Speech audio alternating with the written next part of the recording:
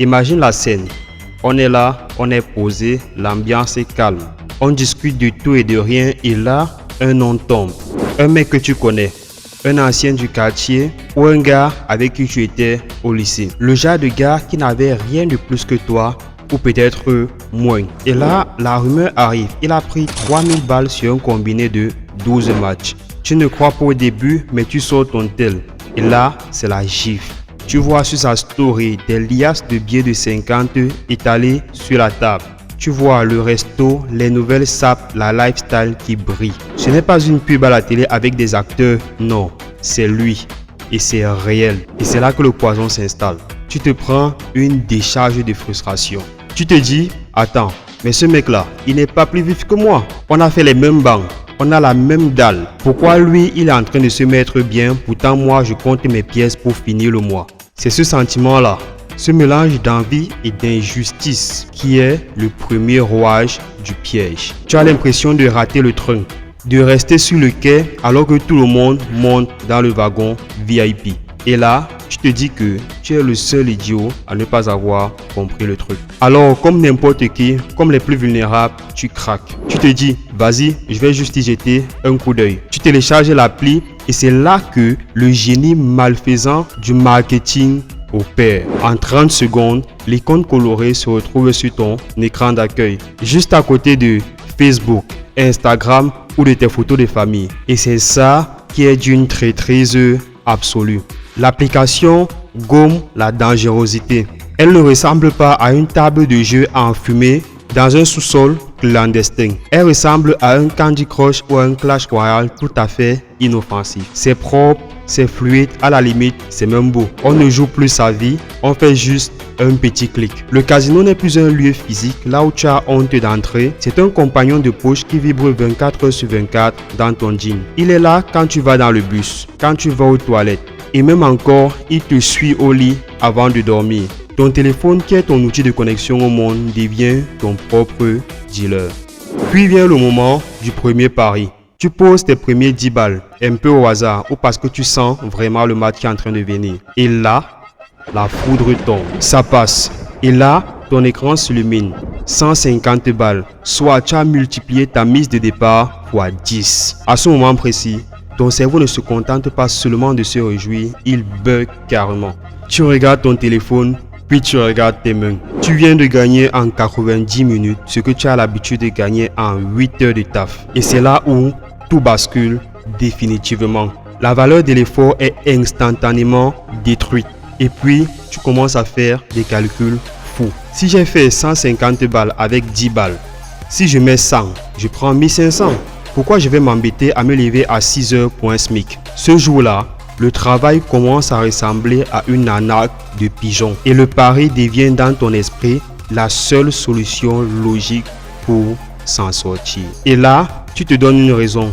Tu ne joues plus pour t'amuser, tu joues pour t'en sortir, pour rectifier le tir, rectifier ta vie. Mais ce qui se passe réellement, c'est que tu viens de mordre à l'hameçon et le pire dans tout ça, c'est que tu en es fier. Le lundi matin, ce fameux lundi, où ton réveil sonne à 6h30 et qu'il fait encore noir dehors. Avant, c'était juste la routine, c'était ta vie. Mais maintenant, c'est différent. Tu n'as plus la même tête quand tu croises ton reflet dans le miroir de la salle de bain. Quand tu arrives au taf ou quand tu t'assois en salle de cours, tu regardes autour de toi avec une sorte de pitié méprisante. Tu vois tes collègues qui s'activent, qui s'inquiètent pour un dossier ou qui attendent la pause café avec impatience. Tu regardes ton patron qui te donne les ordres pour un salaire qui, tu le sais maintenant, peut tomber en un clic ou un but à la 92e minute. Dans ta tête, tu as activé ce qu'on appelle le cheat code. Et tu te dis, les pauvres, ils sont encore là à troquer leur temps pour des miettes. Ils n'ont rien compris. Le concept même de l'effort, de la patience, de monter les échelons petit à petit, tout ça te paraît soudainement archaïque, presque humiliant. Tu as l'impression d'être un initié au milieu d'un camp de moutons qui accepte l'esclavage des temps modernes. Tu ne travailles plus pour construire ton avenir. Et la vérité, c'est que tu es là physiquement, mais ton esprit est à des milliers de kilomètres dans l'application, en train de guetter la prochaine faille. Et tu commences à mépriser la vie normale parce que tu as goûté le fruit défendu. L'illusion de la liberté totale sans la sueur. Mais bien plus important encore, ce n'est plus seulement l'argent que tu cherches, c'est une drogue intellectuelle. Tu tombes amoureux de cette sensation de savoir. Tu te mets à passer des heures, des soirées entières, la lumière bleue de ton téléphone qui éclaire ton visage sous les draps en train de chercher le prochain jackpot. Et le plus incroyable et drôle dans tout ça, c'est que tu deviens incollable sur la composition des équipes en deuxième division en Turquie ou sur la forme du gardien de but au fin fond de la ligue norvégienne.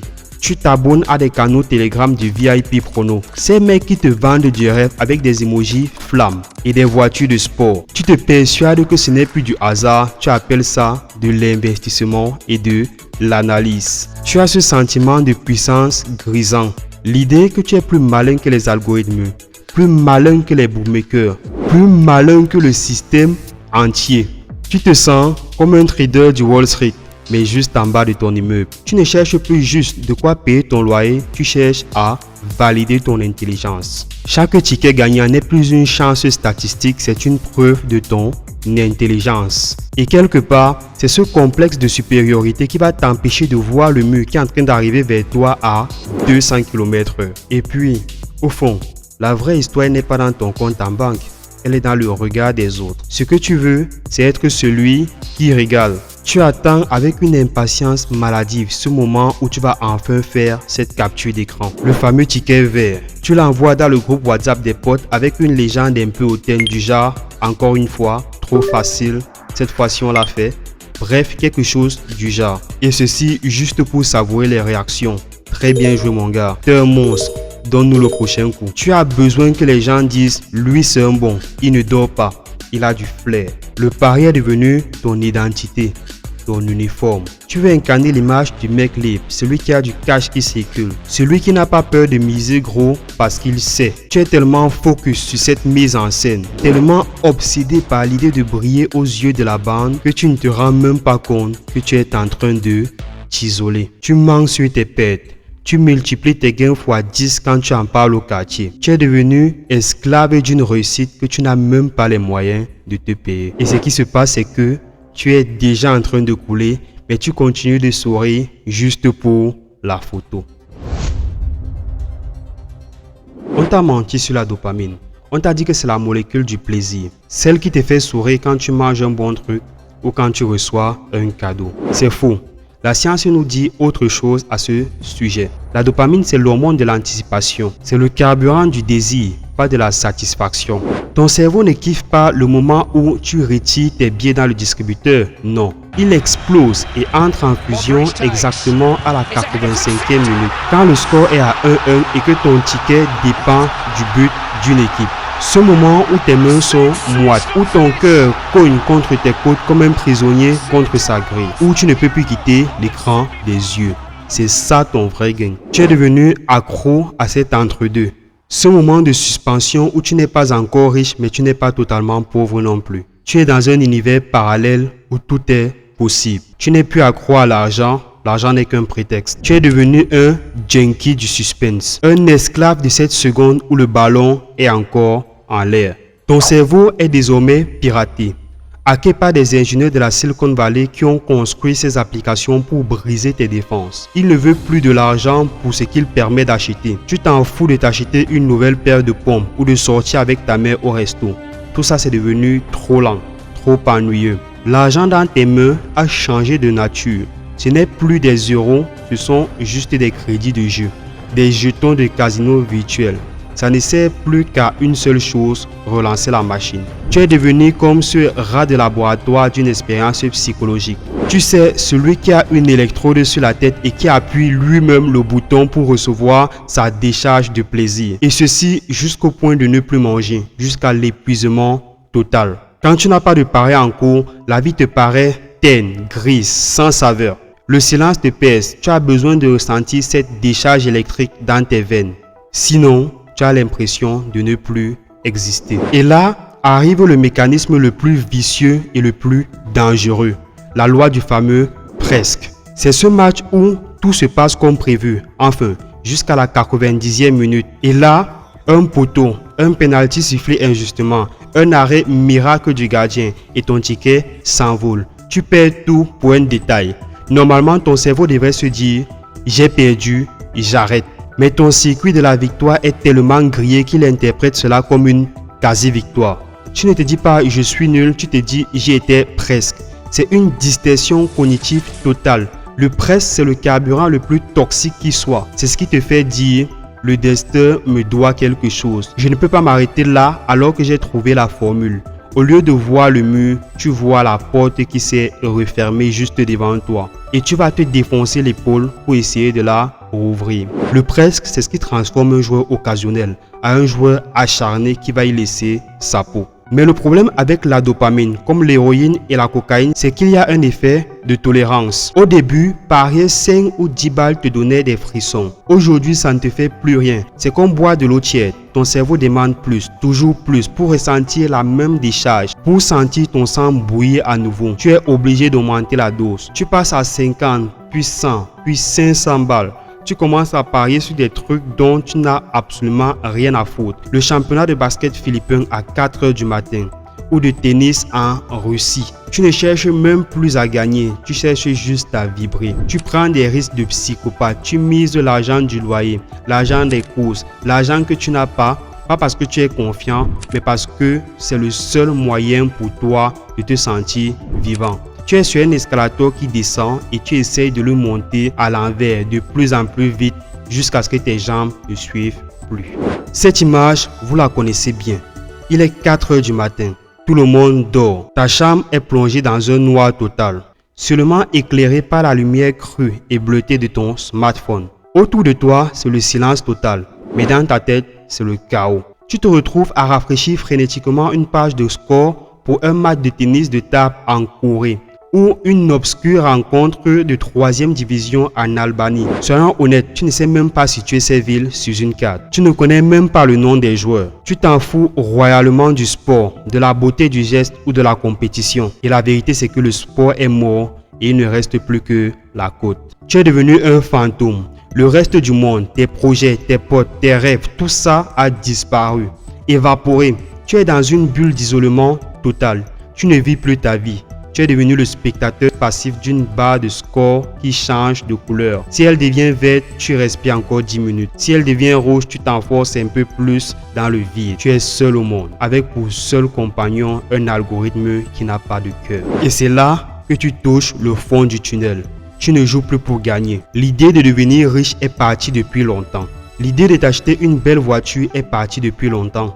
C'est devenu un réflexe de vie, un peu comme respirer. Tu joues pour ne plus penser aux 500 balles que tu as perdues la veille, pour ne plus penser aux messages de ta banque que tu n'oses plus ouvrir et surtout pour ne plus penser au regard de ta mère. C'est le paradoxe ultime, le piège parfait. Le jeu est devenu ton seul médicament contre la douleur que lui-même a causée. C'est comme si tu buvais de l'eau salée pour calmer ta soif. Plus tu bois, plus tu as soif. Tu es enfermé dans une cage circulaire. Tu cours après tes pertes pour essayer de retrouver ton niveau de départ. Mais chaque pari te rapproche un peu plus du gouffre. Tu ne cherches plus la victoire, tu cherches juste un moment d'anesthésie. Et c'est à ce moment que tu deviens quelqu'un d'autre. Un étranger pour toi-même et un pro du mytho pour les autres. En gros, la double vie commence. Tu te surprends à inventer des histoires d'une complexité incroyable pour toi-même pour justifier pourquoi tu ne peux pas sortir le week-end ou pourquoi ton compte est à découvert. Tu dis soi-disant, c'est un virement bloqué. C'est la banque qui a fait une erreur. J'ai prêté de l'argent à un pote en galère. Tu deviens un acteur oscarisé du mensonge. Mais le pire, c'est l'intimité brisée. Quand tu es à table avec tes parents ou posé avec ta copine, tu es là physiquement, mais ton esprit est prisonnier à 10 000 km de là, sur un score de basket. Tu caches ton téléphone comme si c'était un secret d'État. Tu sursautes à chaque notification. Tu ne peux plus regarder les gens dans les yeux parce que tu as peur qu'ils voient le vide et la honte qui te rongent de l'intérieur. Tu es entouré de gens qui t'aiment, mais tu n'as jamais été aussi seul. Tu as construit un mur de mensonges en pierre et tu commences à te rendre compte que tu es en train de t'emmurer vivant. Et un jour, le château des cartes, il s'écroule. Ce n'est pas une explosion, c'est un bruit sourd. C'est le moment où tu es à la caisse du supermarché. Il y a du monde derrière toi et l'écran affiche rouge. Paiement refusé. Tu sais pourquoi? Tu sais qu'il ne te reste rien. Ou pire encore, c'est le soir où tu rentres et tu vois ta mère, ton père ou ta femme assis sur la table de la cuisine avec des relevés de compte imprimés. Ce silence-là, il est plus assourdissant qu'un cri. Tu vois dans leur regard quelque chose de pire que la colère. Tu vois de la déception, de la peur. À ce moment-là, tu ne peux plus t'inventer un script. Tes mensonges s'évaporent. Tu réalises avec une violence inouïe que tu n'as pas seulement brûlé tes économies, tu as calciné la confiance de ceux qui comptent pour toi. Tu as perdu ta dignité, ton honneur, ton sommeil. C'est le moment de vérité. Soit tu inventes un énième mensonge et tu t'enfonces encore plus bas, soit tu poses tes genoux au sol et tu acceptes de regarder le désastre en face. C'est le jour 1 de ta nouvelle vie et c'est le plus dur. La première étape pour sortir de l'enfer, et c'est la plus douloureuse, la plus contre-intuitive, tu dois faire le deuil de ton argent. Ces 1000, 2000, 5000, 10 000 balles que tu as mis ne reviendront plus jamais. Ils sont perdus. Tant que tu gardes l'espoir de te refaire, tant que tu te dis, si je gagne le coup là, j'arrête tout et je rembourse mes dettes, tu restes la marionnette des bookmakers. C'est précisément cet espoir qui est ta chaîne de prisonnier. Accepter que tu as perdu une partie de ta vie de travail, c'est ta première vraie victoire. C'est un arrachement.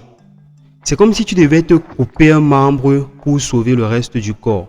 Mais c'est à cet instant précis, quand tu te dis, cet argent est parti, je ne le reverrai plus jamais, que tu arrêtes de courir après ton ombre. C'est là que tu arrêtes d'être la proie pour redevenir l'homme qui marche. Toujours dans ta quête de guérison, il faudra admettre que tu es une cible facile.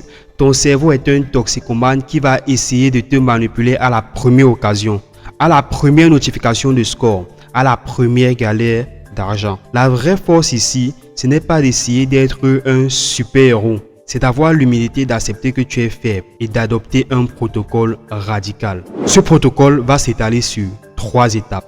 Premièrement, tu te fais interdire le jeu partout. Sur tous les sites, dans tous les casinos, tu te fais interdire les jeux partout. Et là, tu fermes la porte à double tour. Deuxièmement, tu supprimes toutes les applications et tu te désabonnes de tous les pronostiqueurs sur Instagram, Facebook, Telegram et j'en passe. Tu nettoies ton environnement comme on nettoie une plaie. Troisièmement, et c'est l'étape ultime, celle qui sauve des vies, tu confies les clés. Tu donnes tes accès bancaires à un proche de confiance, à ton père, ta femme ou ton frère. Tu acceptes l'humiliation temporaire de ne plus avoir d'accès, de pouvoir sur ton argent. Tu redeviens un enfant financièrement pour pouvoir espérer redevenir un homme un jour. Ce n'est pas une honte, c'est une opération chirurgicale. Et en fait, je dirais même que c'est ton plan de sauvetage. Et ce que tu fais, c'est que tu confies le volant parce que tu sais au fond de toi que tes mains tremblent bien trop pour conduire. Après ce bon côté commencera la phase la plus longue, la phase la plus ingrate mais la plus belle, le retour à la réalité. Tu dois réapprendre ce que c'est qu'un euro, un vrai. Pas un chiffre qui clignote sur une interface colorée, mais cette pièce de métal ou ce billet que tu as obtenu en échange de ton temps, de ton intelligence ou de la force de tes bras. Tu retournes au taf et au début, c'est dur. Le premier mois, quand tu reçois ton salaire et que la moitié part directement pour rembourser tes dettes de jeu, tu as envie de pleurer. Tu te dis, mais tout ça pour ça? Mais c'est à cet instant-là que la magie opère. Tu remets la sueur dans ton portefeuille. Petit à petit, la sensation de la dopamine est remplacée progressivement par une sensation beaucoup plus durable et profonde que celle-ci. La fierté. La fierté de ne plus mentir. La fierté de pouvoir regarder ton patron ou tes collègues dans les yeux. La fierté de voir mois après mois ton compte remonter euro après euro, centime après centime. Ce n'est pas l'excitation d'un but à la 90e minute, c'est la satisfaction calme d'un mur qu'on construit brique par brique. Et après, logiquement, tu découvres que la meilleure version de toi-même ne se cache pas derrière un coup de pari chanceux ou un coup de poker, Elle se trouve dans la discipline que tu mets à construire ta vie sur du béton armé. Tu n'es plus un joueur, tu es un bâtisseur. Et ce que tu bâtis maintenant, personne ne pourra jamais te le retirer sur un hors-jeu ou sur un penalty raté. Quand tu poses enfin les armes, que tu supprimes la dernière application, tu crois naïvement que le plus dur est derrière toi. Tu penses que le calme va revenir tout de suite. Mais la réalité, c'est que c'est là que tu découvres réellement l'ampleur du champ de ruines. Les dettes financières, ce ne sont que des chiffres et ça se rembourse avec des heures supplémentaires, du café noir et de la patience. En gros, c'est mathématique. Mais la confiance, c'est une autre mécanique. C'est un vase précieux que tu as explosé en 1000 morceaux. Tu peux recoller les morceaux, mais les fissures resteront visibles pendant des années. Désormais, quand tu t'isoles plus de 5 minutes avec ton téléphone, tu sentiras le regard de tes proches sur toi. Quand tu auras une petite baisse de morale, ils se demanderont est-ce qu'il a recommencé. Tu as volé en gros leur tranquillité d'esprit. Réparer ce lien sacré, redevenir celui en qui on a une confiance aveugle, sera ton combat le plus ingrat. C'est le prix du mensonge. Tu devras prouver ta loyauté chaque jour pendant des années pour effacer quelques mois d'égarement. Rappelle-toi de ce que tu disais pour calmer ta conscience quand tu misais l'argent du loyer. Je fais ça pour eux, je vais gagner gros et je vais les mettre à l'abri. Je vais être le sauveur, le boss de la famille, en gros celui qui offre des vacances et des cadeaux à tout le monde. C'est le mensonge le plus dégueulasse du joueur. Regarde bien le résultat aujourd'hui. Ose regarder le visage de ceux que tu aimes. Pendant que tu cherchais le gros lot dans le noir de ta chambre, tu as volé le sommeil de ta mère.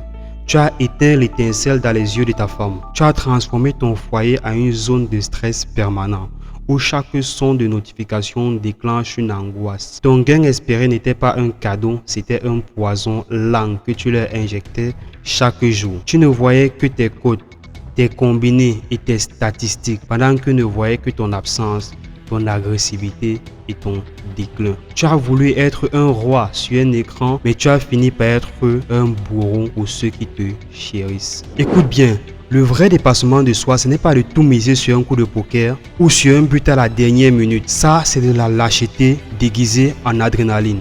La vraie force, la vraie virilité, c'est d'être le pilier sur lequel la famille peut réellement s'appuyer. C'est d'avoir le courage de dire stop alors que ton cerveau te supplie de continuer. Ta vie, ton futur, ton honneur, tout ça vaut 1000 fois mieux qu'un algorithme conçu par des mathématiciens pour dépouiller ton âme. La seule façon d'être sûr de gagner à 100% contre les bookmakers, ce n'est pas de mieux analyser les matchs, c'est de ne jamais entrer dans son arène. Donc, aujourd'hui, reprends ton argent, reprends ton temps, reprends ton énergie et surtout, reprends ta légitimité auprès des tiens. La partie est finie et cette fois-ci, c'est toi qui gagnes en décidant d'arrêter de jouer. Et surtout, n'oublie jamais ceci. Ne jamais attribuer à l'ignorance ce qui s'explique tout simplement par la stupidité. C'était Oxiem. J'espère que cette vidéo vous a plu. On se voit de l'autre côté. Peace.